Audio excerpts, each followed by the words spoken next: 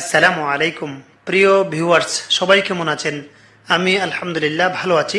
Viewers, আপনাদের সামনে আজকে আজান যখন শুরু হয় এই সময় আমরা যে সমস্ত ভুলগুলো করে থাকি সেই বিষয় নিয়ে কিছু কথা বলবো। ইনশাল্লাহ সবাই শুনবেন এবং মনোযোগ সহকারে শুনবেন ইনশাল্লাহ। তাহলে শুনুন কথাগুলো। ভিউয়ার্স, আমরা আজান নিয়ে যে সমস্ত গুরুত্বপূর্ণ আলোচনা সেগুলো হচ্ছে আমাদের অনেকগুলো ভুল করে থাকি। আমরা যে ভুলগুলো করি তাদের মধ্যে আমরা যখন মুয়াজ্জিন সাহেব আজান দেয় তখন আমরা কিন্তু অনেক কথা বলি, আমরা দুনিয়াবি বিভিন্ন আলোচনা নিয়ে ব্যস্ত থাকি। এই আলোচনাটা কিন্তু উচিত না। আমরা মুসলমান, আমাদের অবশ্যই জানা দরকার আজানের সময় আমাদের কি কি করণীয়, কি কি করা জরুরি, কি কি করতে হবে আমাদের। আমরা সবসময় চেষ্টা করবো প্রিয় ভিউয়ার্স, আমরা যেগুলো ভুল হয় আমাদের, অনেক সময় আমরা ফোনে কথা বলছি, ফোন নিয়ে ব্যস্ত আছি, বিভিন্ন সাংসারিক কথা নিয়ে ব্যস্ত আছি, অথচ নিষেধ আজান যখন আসে রাসূলুল্লাহ সাল্লাল্লাহু আলাইহি ওয়াসাল্লাম নির্দেশ হুকুম বলা হয়েছে তোমরা আজানের জবাব দাও।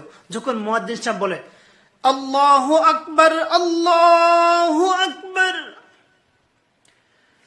আল্লাহু আকবার আল্লাহু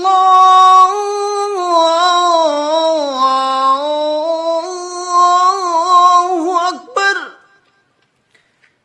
আশহাদু আল্লা ইলাহা ইল্লাল্লাহ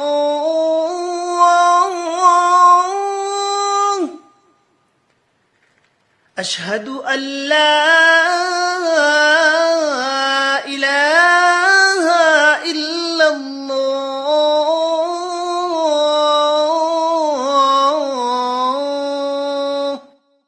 যাই হোক, মূলত আমার আজান দেওয়ার উদ্দেশ্য না, আপনাদেরকে জাস্ট একটু বললাম।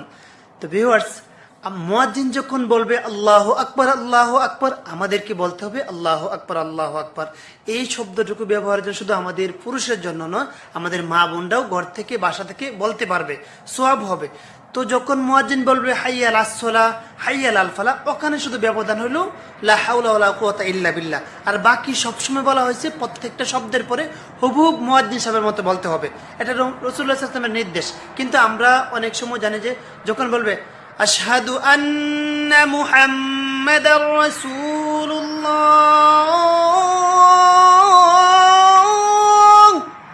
এই জবাবেও আমরা ওখানে ভাবি যে আমাদের ওখানে দুরূদ পড়তে হবে। না, ওখানে না।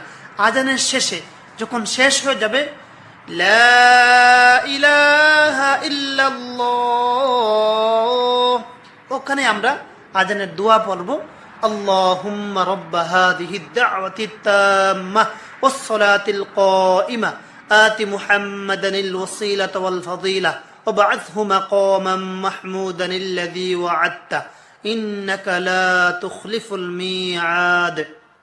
তারপরে আবার দুরূদ শরীফ পড়ব, আগেও পড়ব, দুরূদ পড়ব। ঠিক আছে, এটা কিন্তু উত্তম পদ্ধতি, সুন্নত তরিকা। আমাদের কি মনে রাখতে হবে কি ফজিলত এটুকু পড়লে, এটা জানার বিষয়।